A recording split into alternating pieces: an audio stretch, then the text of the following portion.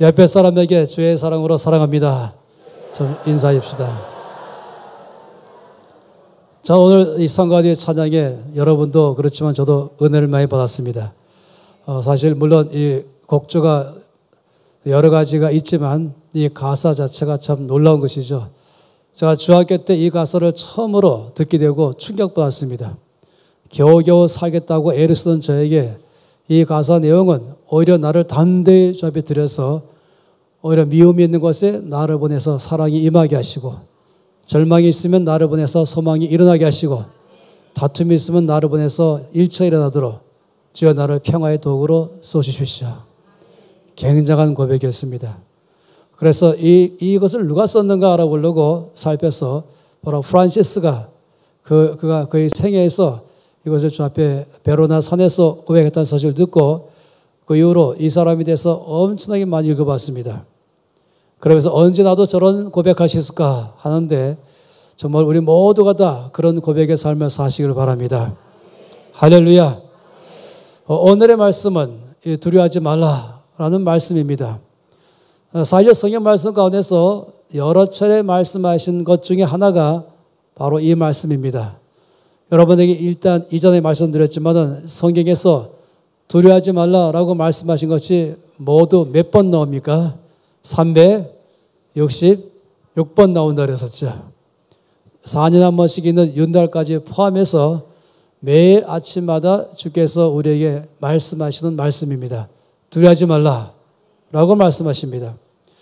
사실은 그 말씀을 우리가 들을 만합니다. 왜냐하면 상당히 많은 사람들은 두려움 속에 살고 있습니다.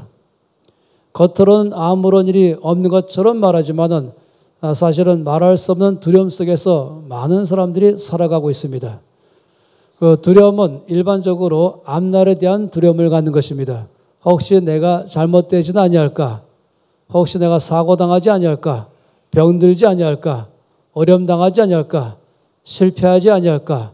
나의 개인의 앞날의 삶에 대해서 두려워하고, 또 사업하는 사람이라면 그 사업에 대해서 또 앞날에 두려워하고, 가정이 있는 사람은 가정에 대해서, 가정이 없는 사람은 또 평생 가정 없이 살까 봐 두려워하고, 또 자녀가 있는 사람은 자녀 때문에 두려워하고, 자녀 없는 사람은 평생 없을까 봐 두려워하고, 뭐 여러 가지 면에서 각종 두려움으로 꽉 찬 것이 세상인 것입니다.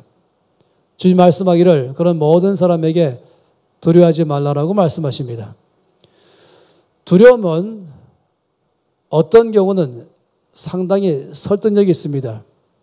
그래서 그 두려움의 생각이 들어올 때 물리치기 참 어렵습니다. 너무 강하게 내 마음을 또 사로잡기 때문에 그렇습니다. 왜냐하면 두려움이 올 때는 일반적으로 뭔가 근거를 가지고 올려갈 때가 참 많이 있어 보입니다. 예를 들어서 나의 앞날에 대해서 두려워하게 될 때는 그 근거는 나의 과거를 가지고 근거를 제시합니다. 과거에 내가 어떤 삶을 살았는지, 내가 어떻게 여러 차례 실패를 거듭했는지, 내가 얼마나 결심했지만은 결심이 쉽게 무너지면서 연약하게 살아왔는지, 이런 모든 통계를 다 내 앞에 코앞에 들어미면서, 그리고 오늘 현재 모습도 별로 과거와 함께 달라진 것처럼 보이지 않는 것입니다. 약간의 진보가 있는 것처럼 보여도 괄목할 만한 그런 진보가 있는 것입니다. 이러다 보니까 미래도 뻔히 다 보이는 것처럼 내 앞에서 들이미는 것이죠. 이런 너희 과거의 통계가, 그리고 현재 너희 상태를 보니까 앞날에도 너는 분명히 어려움을 당할 것이다, 실패하게 될 것이다, 이런 일들을 말하는 것입니다.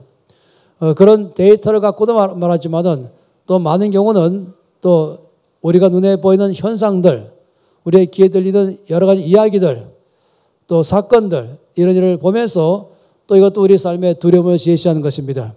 나라고 무사할 수 없을 거라고 생각하는 것이죠.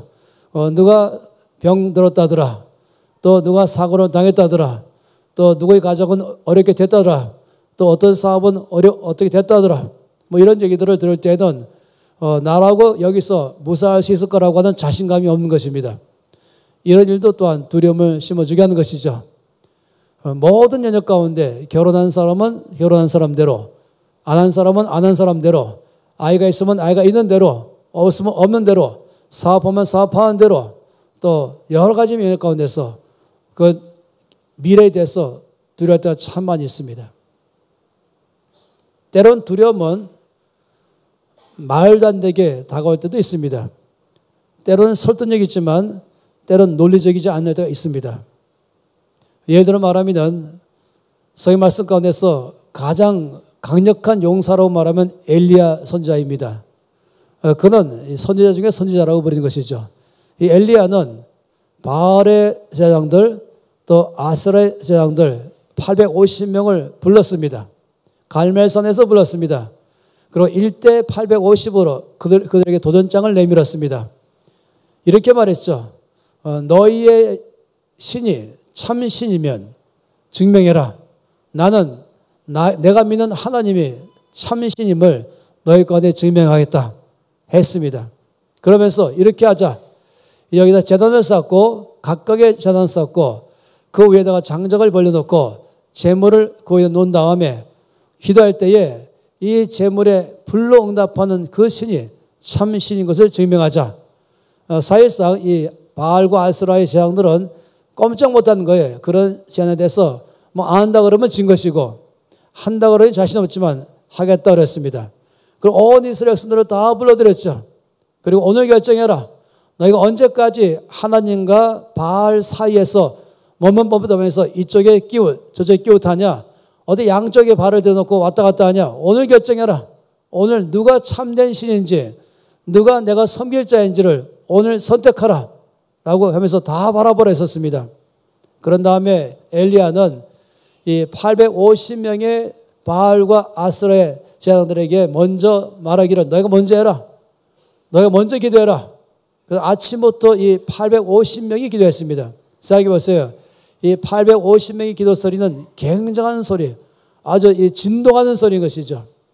그들은 큰 소리를 부르면서 자기들의 의지하는 바알 신을, 아스라 신을 불렀습니다.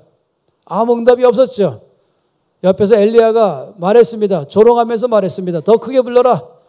혹시 너희의 신들이 잠잘지 모르겠다. 빨리 깨워라.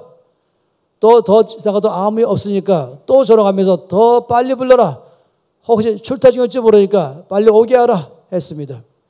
아침부터 점심까지 아무 일이 없었죠.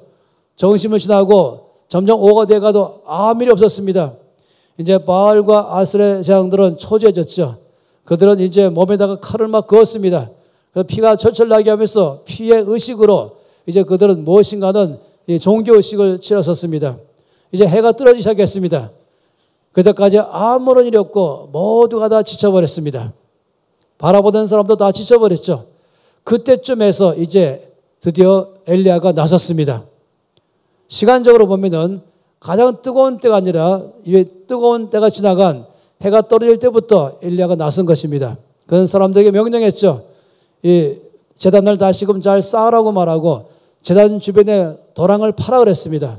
그리고 제단 위에다가 나무를 벌려놓고 거기다가 제물을 올려놓으라고 말했습니다. 그런 다음에 사람들에게 말하기를 물을 떠오라 그랬죠. 이 큰 양동이 물로 떠다가 제물에다가 부어라 했습니다. 또 부으라 그랬습니다. 또 다시 부으라 했습니다. 점점 많이 부으니까 이 물은 제물을 적시고 장작을 다 적시고 또 보니까 이제 장작을 적신 다음에 물이 흐르기 시작했습니다. 도랑으로 내려가기 시작했죠. 또 보니까 도랑물이 다 찼습니다. 더 부으라니까 이제 도랑물도 넘쳐버렸습니다. 지금 목적은 뭐냐면은 하나님께 기도하고 이 제물에 불이 떨어져서 제물을 태우는 것이 내기인 것이거든요. 어떤 사람은 이렇게 농담삼아 말합니다. 그 순간 하나님은 몹시 당황하셨다 이렇게 말합니다. 제가 사고 쳤네. 웬만큼 불 던져봐야 불도 안 붙겠네. 지금 한참 뜨거울 때도 아니고 해가 떨어질 때 그것도 물이 너무 많아가지고 철철철 넘쳐서 도랑물도 넘치고 흘러갈 만큼 해놨으니 웬만큼 불이 떨어져 봐야 불도 안 붙지요. 비를 잠뜩 먹은 벼집단 불 붙여봐야 불 안 붙잖아요.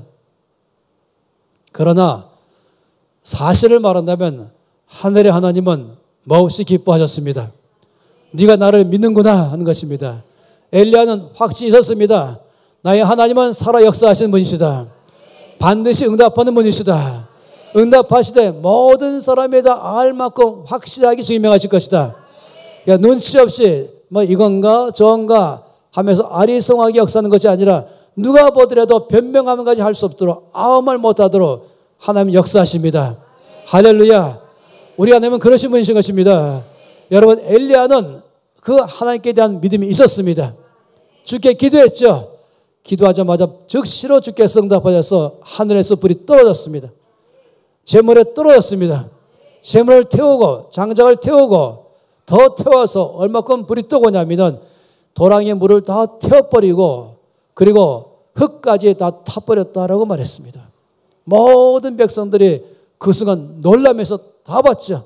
하나님만 정말로 섬기실 참된 신이시다. 엘리야는 명령했습니다. 바로 즉시로 이 850명을 잡아라. 그리고 다 제단 위에서 죽였습니다. 역사 안에서 성경 안에서 가장 큰 대승리를 거둔 용사가 됐습니다. 이 승리 가운데 있었죠. 그런데 이 소식을 들은 사람은 바로 아합 왕의 아내였습니다. 가장 악한 왕이 아합 왕이죠.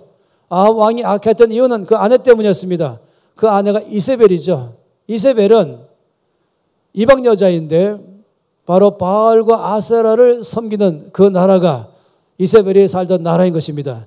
그는 시집 올 때에 모든 우상을 다 들고 왔습니다. 그리고 남편을 갖다가 협박하고 또 꼬드겨서 나라 전체 가운데에 바알과 아세라의 제단으로 꽉 차게 만들었습니다. 우상을 섬기게 만들었던 것이죠. 그런 이 이세벨이 바로 엘리야 때문에 바알과 아세라의 제장들 850명이 다 몽땅 죽임당한 걸 알고 화가 났죠. 그래서 말하기를 내가 오늘 당장 엘리야를 죽일 것이다 라고 말했죠. 놀랍게도 엘리야가 이 말을 듣자마자 두려움이 확 들어왔습니다. 금방 죽을 것 같았죠. 그래서 그는 뒤도 돌아보지 않고 냅다 도망가기 시작했습니다. 하시는 대로 이 이세벨의 모든 이 영역에서 도달하지 않을 만큼 멀리 계속 도망갔습니다. 40일간 도망갔습니다. 참 어이가 없는 일이죠. 이 거대한 이 하나님의 영적인 거인이 이 한 여자의 협박에 두려움이 확 들어온 것이에요. 우리는 때로는 이 엘리야처럼 대승리를 거둔 그 다음에 두려움이 들어올 수가 있습니다. 대승리를 거둔 다음에 어려움이 올 수가 있는 것입니다.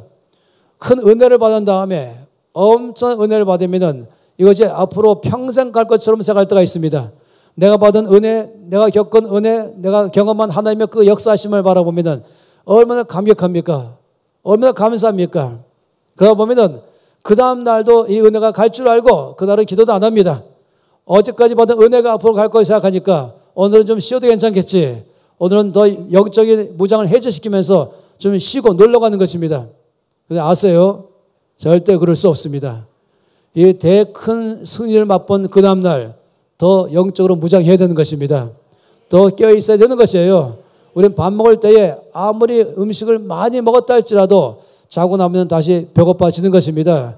하나님의 은혜는 날마다 받아야 됩니다. 날마다 주 앞에 나가야 됩니다. 어제 받은 은혜로 오늘 살려가지 마세요. 지난주에 받은 은혜로 또 살려가지 마세요. 그 한 번 받은 은혜 가지고 평생 그것을 살려가지 마세요. 날마다 은혜를 받아야 되는 것입니다. 엘리야는 안타깝게도 아마도 영적인 면에서 엄청난 승리를 맛본 다음에 영적 무장을 해제한 것 같습니다. 그러니 너무너무나 어이없게도 한 여자의 협박에 두려움이 심장으로 들어오는 순간에 그건 도망가기 시작했죠. 하나님의 산 호렙에 왔습니다. 그때 하나님께서 엘리야에게 질문하셨죠. 엘리야야, 네가 왜 여기 와 있느냐? 이때 엘리야는 참으로 어이없게 말했습니다. 주를 섬기던 모든 사람들은 다 바알과 아스라에 의해서 죽임당했습니다. 나만 홀로 남았습니다. 나는 죽기 전 열심히 득심합니다. 이렇게 말했죠. 주께서 엘리야에게 얻고 싶은 답은 그게 아니었어요. 주님은 또 한 번 기회를 줬습니다. 두 번째 질문했죠. 엘리야야, 네가 왜 여기 와 있느냐? 엘리야는 똑같이 말했습니다. 주를 섬기던 모든 사람들은 다 바알과 아스라에게 의해서 죽임당하고 나는 죽기 전 열심히 득심하고 나만 홀로 살아남아 있습니다. 주님 말씀하기를 무슨 소리냐? 바알에게 무릎 꿇지 않은 자가 7,000명이나 더 있다고 말씀했습니다. 우리 가운데 참 위험한 것은 나밖에 없다 그럴 때가 위험합니다. 주변에 다 어려워졌고 나밖에 없다. 이제 나 외에 아무도 없다. 이럴 때는 참 위험한 것입니다. 하나님이 엘리야에게 듣고 싶은 답변은 그게 아니었습니다.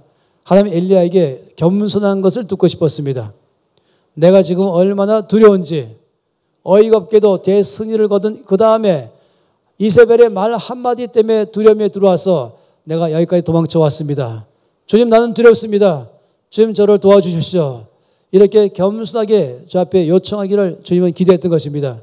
그런데 엘리야는 그렇지 않았죠. 여전히 자기는 굉장한 사람과처럼 포장했던 것입니다. 여러분 아세요? 일단 두려움에 들어가면은 그 사람이 누구이든지 간에 하나님은 그 사람을 사용할 수가 없습니다. 주님 이렇게 말씀했죠. 엘리야야, 너 이제 보따리 싸라. 이제 앞으로 내가 너를 더 이상 쓸 수 없다. 나는 두려움이 있는 사람을 쓰지 못한다. 사실 엘리야는 그 다음에 큰 역사를 더 쓰임받지를 못했습니다. 그건 엘리사를 후계자를 키우는 것으로 그의 남은 시간들을 다 보냈던 것이죠. 여러분 아세요? 이 두려움은 성경 말씀에 요한계시록 말씀 보니까 하나님의 나라에 들어가지 못하는 사람에 대해서 말할 때 두 종류의 사람이 못 들어간다고 말했습니다. 첫째는 생명책에 그 이름이 기록되지 않은 자, 믿지 않는 자는 하늘나라 들어올 수 없다고 말했습니다. 또 한 가지는 두려워하는 자는 들어올 수 없다고 말씀했습니다. 왜 두려움이 못 들어갑니까? 두려움의 그 기반은, 그 뿌리는 불신앙인 것입니다. 두렵다는 것은 불신앙이 있다는 것이에요. 12명의 정탐꾼이 약속의 땅을 미리 40일간 정탐하고 돌아왔죠. 그 땅 어떤 땅인지를 보고했죠. 모두 다 말하기를 그 땅은 너무 좋은 땅입니다라고 보고했습니다. 그리고 나서 10명은 말하기를 그런데 우리는 그 땅에 못 들어갑니다.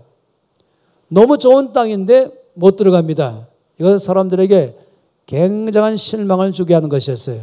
사람들은 다 질문하는 것이죠. 왜 못 들어갑니까? 이렇게 좋은 땅인데. 그들은 말하기를 왜냐하면 그 땅에는 우리가 도저히 이길 수 없는 거인족들이 살고 있습니다. 그 땅에는 우리 힘으로 감당 못할 만한 강한 군대가 있습니다. 우리는 무기도 없지만 그들은 최신식 무기를 갖고 있습니다. 우리가 앞으로 정복해야 될 그 모든 산들, 성읍들은 너무 크고 견고해서 절대로 함락되지 않을 것입니다. 이 말은 사실에 근거해서 말한 것이죠. 그들이 거인족들을 보았지요. 한 명이 아니라 아주 수두룩한 걸 보았지요. 거기에 비해서 우리는 너무나 정상적 표준 키인 것입니다. 그들이 얼마나 강한지, 우리는 얼마나 거기에 비해서 약한지, 그들 얼마나 강한 군대인지, 우리는 그런 강한 군대가 없는 것입니다. 우리가 정복할 그 모든 환경들은 우리의 힘으로는 도저히 정복할 수 없는 그런 너무 큰 환경들인 것입니다. 그렇기 때문에 우리는 그 땅에 못 들어갑니다. 우리는 다 이 광야에서 죽게 될 것입니다. 이 말을 들은 온 백성들은 그 순간 똑같이 그 마음속에 두려움이 확 들어왔습니다. 그 순간 하나님은 원망했죠. 왜 하나님은 우리를 애굽에서 잘 살던 우리를 끄집어내서 약속의 땅에도 못 들어가게 하시고 이 중간에 광야에서 죽게 하시는가 하면서 하나님은 원망하고 불평하면서 그들은 낙심하기 시작했습니다. 이때에 갈렙이 나섰죠. 갈렙이 전체 앞에서 큰 소리로 말하기를 아니요 들어갑시다. 우리는 들어갈 수 있습니다. 우리는 그 땅을 취할 수 있습니다. 그들은 우리의 밥입니다. 그렇지만 10명의 정탐꾼은 갈렙 보고 너는 현실도 모르냐? 똑같이 거인들을 봤고 똑같이 강한 군대를 보았고 똑같이 얼마나 힘 벅찬 환경을 다 봐놓고도 어째 너는 현실을 무시하냐? 너는 비현실의 사람이냐? 너는 꿈꾸는 사람이냐? 너는 구름 위에 떠 있냐?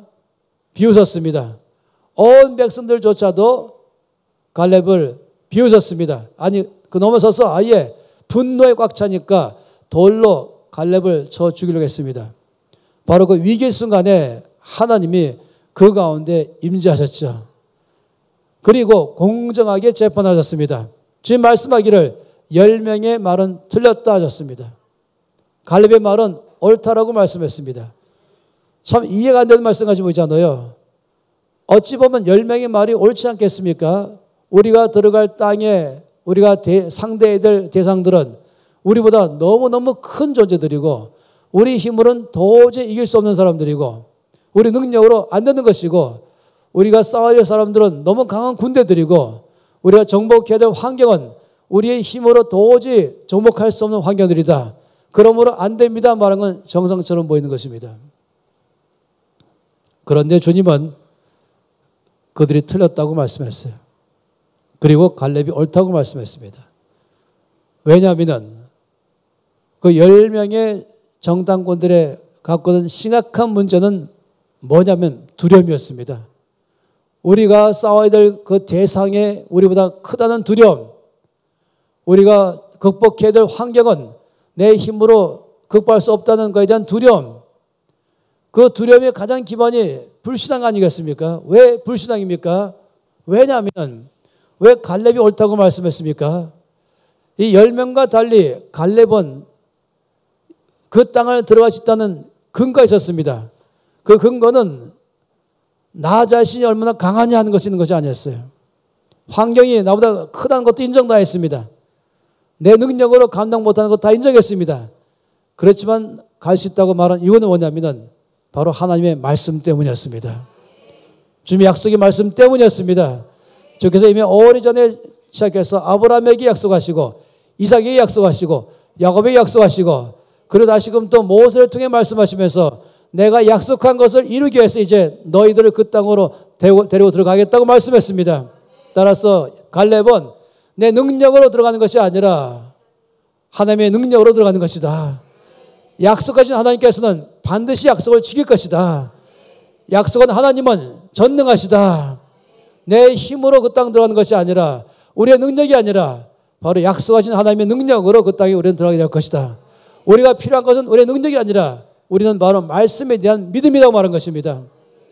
여러분, 이 믿음이 있을 때는 담대해지지만은 이 믿음이 없으면 두려움이 빠지는 것이에요. 많은 사람들의 두려움은 왜 생깁니까? 자기 자신에 의한 것이죠. 여러분 아세요? 두려움이라는 것은 과거에 대한 것이 아닙니다. 현재도 아닙니다. 두려움은 미래에 대한 것이에요. 미래에 대한 두려움인 것입니다. 내일에 대한 두려움과 다음 주와 다음 달과 다음에 나의 남아있는 생의 앞날에 대해서 앞으로 일어날 일에 대한 두려움인 것입니다. 앞으로 나의 삶에 잘못될까 봐는 두려움, 앞으로 내가 하는 사업이 잘못될까 하는 두려움, 앞으로 나의 자녀들의 앞날에 혹시 잘못될까 하는 두려움, 나의 교회나 나의 모든 나라 전체 안에 대한 그 앞날에 대한 두려움인 것입니다. 말씀드린 것처럼 이유는 10명처럼 근거가 있는 것이에요. 근거 없이는 아닌 것이죠. 내가 얼마나 약한지, 현실은 너무 얼마나 강한지, 주변이 얼마나 어려운지, 또 나와 똑같은 사람, 아니 나보다 더 똑똑하고 강한 사람까지 다 병들고 넘어지고 실패하는데 나라고 멀쩡할 리가 없다고 생각하는 이 생각, 이것은 정말로 위험한 것인데, 왜냐하면 10명과 똑같은 것입니다. 10명처럼 말입니다. 눈에 보이는 현실만이 전부로 인정하고 거기에 반응하는 것이 두려움인 것입니다. 갈렙은 눈에 보이는 것을 무시하지 않았지만은 그러나 눈에 보이지 않는 하나님의 약속의 말씀을 더 의지했습니다. 우리 하나님 뭐라고 말씀했습니까? 두려워하지 말라. 더 이상 무슨 말씀이 필요합니까? 두려워하지 말라. 내가 너와 함께함이니라. 놀라지 말라. 나는 내 하나님이 됨이니라. 내가 너를 굳세게 하리라. 참으로 너를 도와주리라. 참으로 나의 의로운 오른손으로 너를 붙들리라. 두려워하지 말라. 내가 너를 도우리라. 여러분, 이 정도 말씀했으면 다 한 것이죠. 더 이상 무슨 약속이 필요합니까? 어떤 감정이 막 올라와야 됩니까? 뭐 가슴이 뜨거워져야 되는 것입니까? 아니요. 이건 명확한 주님의 약속의 말씀인 것입니다.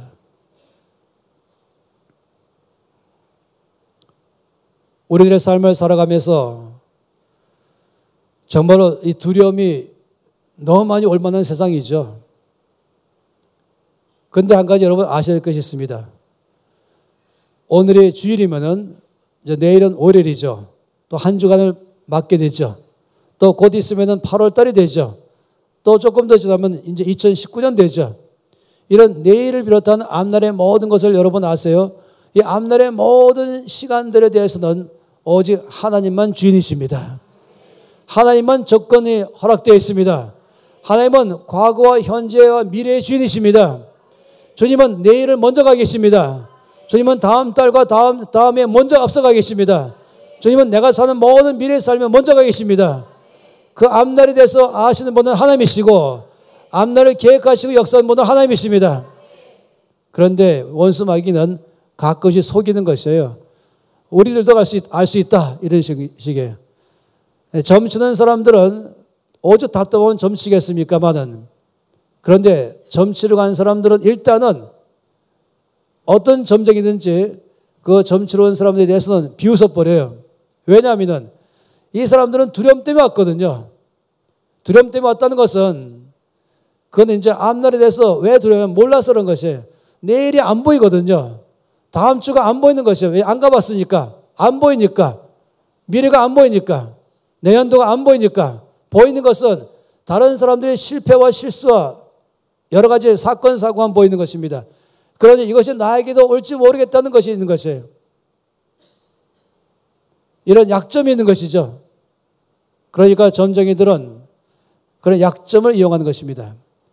사실은 이 점치는 사람들은 점하는 귀신의 힘을 가지고 하는 것이죠. 이 귀신들은 여러분 아세요? 여러분의 미래에 절대로 접근할 수 없습니다.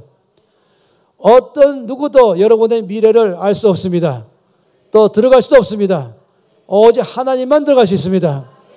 그런데 이 원수 마귀는 이 점쟁이들을 통해서 점치러 온 사람을 어떻게 마음을 휘어잡냐? 과거를 들춰내는 것이에요. 그러면은 깜짝 놀라죠. 아, 나만 아는 비밀인데 어떻게 알 수 있을까? 흔히 많이 말해 용하구나. 과거는 이미 지나간 역사잖아요. 그러니까 알 수 있는 것이에요.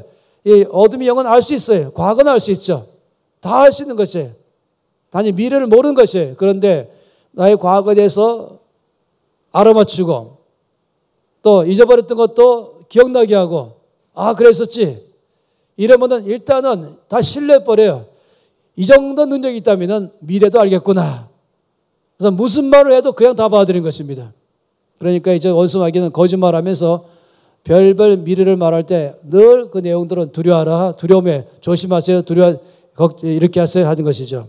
그런 사람들은 그 두려움에 다 빠져버린 것입니다. 여러분 예수님 우리는 어느 누구도 점치러 가면 안 됩니다. 절대로 그렇지 않겠지만은 그런 바보 같은 일은 하지 마세요. 여러분의 앞날의 일은 오직 하나님만 아십니다. 그런데 하나님께서 벌써 말씀하셨어요. 두려워하지 말라.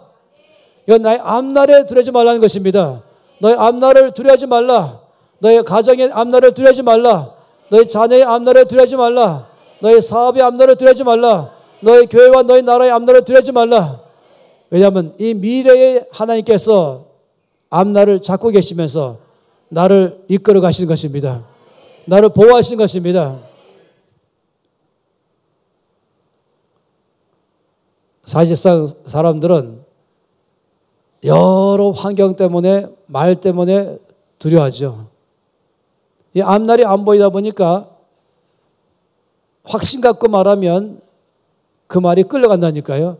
글쎄 나도 잘 모르겠는데 내 생각은 이래, 이렇게 말하면은 그냥 참고사항이지만 이럴 거야, 이렇다, 앞날이 이렇게 될 것이다, 이렇게 말하면은 그 말에 무게가 실리는 것입니다. 소위 소리 큰 사람이 이긴다 말한 것처럼 말입니다. 앞날은 아무도 모르다 보니까 이 말빨이 센 사람이 이기고 뭔가 똑똑한 사람이 이기는 것입니다. 근거를 막 제시해 가면서 말할 때는 속기다는 것이죠. 여러분 정말로 오늘 아침에 말씀드리는데 어제 주의 말씀 외에는 다른 것을 귀를 기울이지 마십시오. 주께서 두려워하지 말라 하셨으면 두려워하지 마십시오. 그 어떤 것도 여러분은 두려워할 것이 아닌 것입니다. 전쟁이 무섭습니까? 그 어디 가야 안전한 것입니까? 질병이 무섭습니까? 어디 가야 안전한 것입니까? 성경 말씀 보니까 예레미야 42장 말씀에 놀랍게 말씀하신 말씀이 있습니다. 그 말씀에는 이 두려움이 얼마나 사람들을 어렵게 하는지를 잘 말씀하고 있습니다. 예레미야 42장 11절 12절에 이렇게 말씀했습니다. 여호와의 말씀이니라 너희는 너희가 두려워하는 바벨론 왕을 겁내지 말라. 내가 너희와 함께 있어 너희를 구원하며 그의 손에서 너희를 건져낼 것이다 라고 말씀했습니다. 그런데 사실은 사람들은 그러지 않았어요. 또 16절에 이렇게 말씀했습니다. 만일에 그렇게 말씀을 했음에도 불구하고 너희가 칼이 두려워서 애굽 땅으로 간다면 너희가 두려워하는 칼이 너희를 애굽 땅까지 따라갈 것이다. 너희가 기근이 두려워서 애굽으로 도망간다면 피해간다면 너희가 두려워하는 기근이 너희를 급히 따라와서 너희가 애굽에 도착하기 전에 붙잡힐 것이다. 이렇게 말씀했어요. 이게 예레미야 42장 16절 말씀이에요. 굉장한 원칙이죠. 무슨 말씀이냐면은 이스라엘은 우리나라처럼 중간에 끼어 있는 나라예요. 북쪽에 강대국이 있고 또 남쪽에 강대국 애굽이 있죠. 북쪽의 강대국은 수시로 바뀌었습니다. 아스루가 전 세계를 장악할 때는 아스루에게 의해서 늘 이스라엘은 위협당했습니다. 그러면은 그들은 애굽의 도움을 청했죠. 애굽이 위협하면은 아스루의 도움을 청했죠. 이제 아스루를 무너뜨린 바벨론이 이제 이스라엘을 또 공격하니까 이제 또 이스라엘은 그 바벨론이 무서워서 애굽으로 도망가는 것입니다. 전쟁이 무서워서 도망가는 것입니다. 그게 말씀하시기를 너희가 칼이 무서워서 바벨론의 칼이 무서워서 애굽으로 도망간다면 너희가 무서워하는 그 칼이 너희를 따라올 것이다. 이렇게 말했습니다. 너희가 기근이 무서워서 애굽으로 간다면 너희가 무서워하는 그 기근이 급히 너희를 따라와서 너희를 따라잡을 것이다. 이렇게 말씀했습니다. 그 무슨 말씀이냐면은 내가 지금 전쟁이 무서워서 차를 타고 시속 120km로 애굽으로 좀 달려가고 있어요. 그런데 내가 무서워하는 그 전쟁은 시속 200km로 나를 쫓아오는 것입니다. 그러면 서서히 그 격차가 좁아지고 어느 시점 딱 되면 잡혀버리는 것이죠.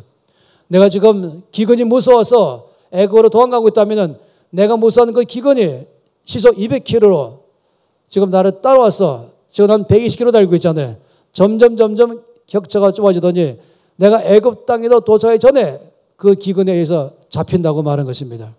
무슨 말이냐면 내가 두려워하면 내가 두려워하는 그것이 나를 따라올 거라고 말한 것입니다. 내가 하나님을 신뢰하고 믿으면 하나님께서 나를 붙잡아 줄 것이요. 내가 두려워하면 하나님을 믿지 않은 것이고 내가 이렇게 해서 칼이 되었거나 아니면 질병이 되었거나 그러면 내가 두려워하는 것이 나를 따라온다고 말한 것입니다. 여러분, 암 때문에 죽는 사람은 많지 않아요. 암이 발생할 때에 암으로 인한 두려움 때문에 죽는 것입니다. 그럴 때에 담대하셔야 되는 것이에요. 암을 앞에 놓고 맞짱 떠야 되는 것이에요. 하나님께서 나의 힘이 되신다. 하나님 나의 구원자이시다. 하나님 나를 도우실 것이다. 하면서 그 앞에 있는 암을 향해서 여러분 명령하시면서 무시하면서 그냥 정상으로 살아보세요. 그럼 암은 기가 죽어갔고 더 이상 길을 펴지 못할 것입니다. 한 번은 사스가 일어났을 때에 우리 400여 명의 사람들이 금식 기도하면서 이 나라에 일어난 이 사스 때문에 여러분 아시죠? 난리 났었지 않습니까? 어떻게 기도할까 할 때 주님 말씀하기를 두려움이 영을 대적하라. 그리고 말씀하기를 이 사스라는 이 질병이 활성화돼 갖고 이 바이러스가 막 번져가기 시작할 수 있는 그 온도는 이 두려움이라는 이것이 바로 이 질병이 활동하기 좋은 적정 온도를 유지하는 것이다. 따라서 여러분 알잖아요. 어떤 것은 온도만 딱 되면은 막 세포가 분열되고 그냥 냉각시켜버리면은 아니면 뜨겁게 해버리면은 죽거나 얼어버려서 더 이상 활동 못하거나 그러잖아요. 근데 딱 온도 되면은 그 온도가 이 병이 쫙 돌게 하는 것입니다. 그렇기 때문에 정말 전 처음 알았어요. 주님 말씀했죠. 두려움은 바로 이 모든 질병이 확산되게 하는 적정 온도를 유지하는 것이다. 그러므로 나라 전체를 장악하고 있는 이 두려움의 영을 예수 이름으로 대적하라고 말씀드린 것이었어요. 사실 매스컴이 맨날 떠들었잖아요. 어디가 병 걸렸다, 어디가 지금 번져갔다, 어디로 또 번질 것이다, 얼마나 빠른 속도로 뭔지 모르겠다, 지금 여기 백신이 아직까지 모자른다, 턱없이 모자른다, 이런 소식을 막 말하니까 사람들은 등을 들을 때마다 또 두려우기 시작하는 것이에요. 이 매스컴은요, 좋은 소식도 전하지만은 제가 이따가 통계상으로 보면 좋지 않은 소식을 더 많이 전해요. 이것은 사람들이 걱정을 심어주고 두려움을 심어주고 이것이 그의 삶을 따라오기만 한다니까요. 주님을 신뢰하지 않게 하는 것이고 환경을 신뢰하는 것이고 사람들의 말을 신뢰하는 것입니다. 제가 여러 사람을 봤는데 어떤 사람은 결혼하기 전에 이제 주 앞에 기도하려고 금식기도원에 갔는데 금식기도하다가 잠깐 쉬는 시간에 또 기도하러 온 많은 아줌마들 사이에서 앉았는데 이 아줌마들이 무슨 말하는 거 들어보니까 멍따는 말이 남편 때문에 속상한다, 남편이 힘들어다 계속 말하니까 이 자매가 마음속에 두려움이 확 잡혔어요. 나도 저렇게 될지 모르겠다. 이것은 평생 따라가면서 그의 삶을 괴롭게 하는 것입니다. 이런 사람 여러 사람 봤어요. 여러분, 사람의 말을 듣고 또 내 눈에 보이는 것을 보면서 10명의 정탐꾼처럼 내 눈앞에 있는 안악자손들, 내 눈앞에 있는 군대들, 내 눈앞에 펼쳐지는 어려운 환경들을 바라보면서 이것을 감당 못한 나를 보면서 두려움에 빠지잖아요. 이런 일이 오늘날도 다 일어나고 있는 것입니다. 누가 뭐라고 말할 때 두려움이 들어오는 것이죠. 옆에 사람에게 어떤 사건 벌어지면 이것이 나에게 올지 모르겠다. 두려움이 들어오는 것이죠. 갈렙처럼 이럴 때마다 우리는 하나님이 이때 뭐라고 말씀하셨는가? 그 말씀에 귀를 기울여야 되는 것입니다. 그때 주님 뭐라고 말씀했습니까? 366번이나 두려워하지 말라 말씀했습니다. 두려워하지 말라, 내가 너와 함께함이니라. 두려워하지 말라, 내가 너를 도울 것이라. 놀라지 말라, 나는 내 하나님이 됨이라. 나의 강한 오른팔로 내가 너를 도울 것이라. 여러분, 이 이상 확실한 약속이 어디 있습니까? 하나님만이 나의 안전지대인 것입니다. 포항에서 지진 일어났다. 이것은 사람들을 어렵게 받는 것이었어요. 왜냐하면 한반도는 무사해. 일본 열도가 다 막아주기 때문에 한반도는 무사해. 이것이 늘 왔던 얘기거든요. 그런데 그 방어선을 뚫고 포항까지 왔다. 이것이 왜 무서우냐? 곧 서울도 올 거다 생각하기 때문에. 그 어디 가야 안전합니까? 어디 가면 지진이 없습니까? 어디 가도 똑같은 것이죠. 바로 코앞에 핵무기 있으니까 어디 가야 그러면 핵을 피할 수 있습니까? 멍땅 다 옳지 못한 생각하고 있는 것이에요. 여러분, 어디가 가장 나에게 안전한 곳이냐면은 바로 하나님 안에 있는 것입니다. 하나님 말씀이 안전지대인 것입니다. 성경 말씀에 주님은 나의 피난처시오라고 말했죠. 산이 흔들리든지 바닷물이 요동한다 할지라도 하나님이 나의 피난처이기 때문에 나는 두려워하지 않을 것입니다. 주께서 나의 피난처가 되신 것이에요. 말씀했죠. 아무리 지금 대낮에 질병이 온다 할지라도 낮에 해가 온다 할지라도 너를 해치지 못할 것이다. 하나님이 너를 보호하실 것이다. 전능자 하나님이십니다. 그렇기 때문에 여러분, 우리는 이 두려움이라는 이 바이러스가 사방에 꽉 깔려 있어요. 마치 지뢰가 지금 땅속에 묻힌 것처럼 어디를 밟아도 다 지뢰가 있는 것처럼 어디 가나 더 두려움으로 꽉 차 있어요. 사방에 두려움으로 꽉 차 있어요. 그것만 바라본다면 몽땅 두려움에 감염될 것이고 예레미야 말씀처럼 그러면 네가 두려워하는 그 두려움이 너를 쫓아올 것이다. 왜냐하면 그것은 뭐라고요? 불신앙이기 때문에 그렇습니다. 하나님을 믿지 않고 하나님의 약속을 믿지 않고 10명처럼 말입니다. 약속의 말씀을 믿지 않고 환경을 믿었기 때문에 두려움이 오는 것이죠. 보이는 것을 믿기 때문에 두려움이 오는 것이죠. 들리는 소식을 들어서 두려움이 오는 것이죠. 갈렙처럼 아무리 내 눈앞에서 모든 어려움들이 펼친다 할지라도 나는 나의 모든 믿음은 하나님의 약속의 말씀이 있는 것입니다. 하나님은 약속하신 대로 반드시 지키는 분이시죠. 전능하신 분이시죠. 주님 말씀하시기를 10명의 정탐꾼은 그들의 말대로 이 땅에서 다 죽게 된다. 갈렙은 그 믿음대로 이 땅에 들어가게 될 것이다. 온 백성들은 10명의 말을 들었기 때문에 똑같이 두려움에 들어가고 불신앙에 빠지기 때문에 그들도 다 이 광야에 죽게 될 것이다. 다음 세대가 들어갈 수 있다. 여러분, 이것은 굉장한 문제인 것입니다. 우리는 하나님만 두려워해야 됩니다. 우리의 두려움의 대상이 하나님밖에 없습니다. 하나님만 두려워하고 그 말씀에 귀를 기울이고 그 말씀 붙잡는 게 없는 것입니다. 여러분, 이 땅에서 수없이 일어나는 모든 두려움들에 대해서 여러분의 감정이 거기에 반응하지 마세요. 거기에 귀를 기울이지 마세요. 거기 여러분 입을 따라서 말하지 마세요. 입조차도 거기 말하지 마세요. 그럴 때마다 여러분은 나의 피난처는 오직 하나님이십니다. 주님은 나의 산성이십니다. 주님 나의 방패가 되십니다. 주님 나의 힘이 되십니다. 여러분 믿음을 고백하시기 바랍니다. 그러면 주께서 여러분의 믿음 따라서 여러분의 믿음대로 하나님께서 역사할 줄 믿습니다. 그러니 어떠한 질병에 대한 것도 여러분 두려워하지 마십시오. 어떠한 사고나 실패에 대해서 두려워하지 마십시오. 하나님께서 여러분과 함께 계십니다. 여러분을 도울 것입니다. 여러분의 방패가 되어주십니다. 어떤 것도 여러분을 상하지 못하게 할 것입니다. 저는 믿는 자 속에서 역사할 줄 믿습니다.